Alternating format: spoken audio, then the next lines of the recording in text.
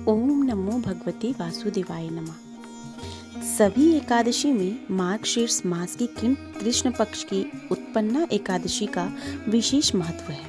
मान्यता है कि उत्पन्ना एकादशी से ही एकादशी व्रत की शुरुआत होती है। इस एकादशी के व्रत को करने से भगवान विष्णु की कृपा से अद्भुत फल की प्राप्ति होती है।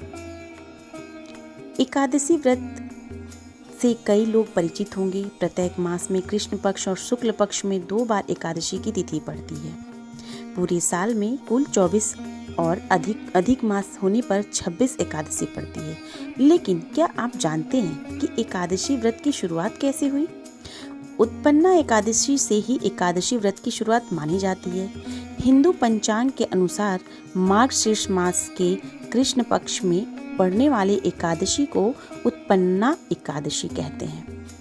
सभी एकादशी की तरह उत्पन्ना एकादशी भी भगवान विष्णु के लिए समर्पित है। इस बार उत्पन्ना एकादशी का व्रत 20 नवंबर 2022 को रखा जाएगा। उत्पन्ना एकादशी पूजा में इससे संबंधित व्रत तथा कथा सुननी या पढ़नी चाहिए।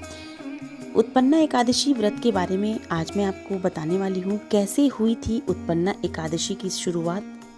भगवान विष्णु के शरीर से कैसे उत्पन्न हुई थी देवी एकादशी? आइए जानते हैं। एक बार विष्णु भगवान और मोर नामक असुर के बीच में युद्ध चल रहा था। युद्ध करते हुए जब भगवान विष्णु थक गए तो कुछ समय के लिए आराम करने के लिए बद्रिकाश्रम के गुफा में जाकर विश्राम करने लगे। इसी बीच उनकी आंख लग गई। विष्णु जी का पीछा करते हुए असुर मोर बद्रिकाश्रम पर पहुंच गया।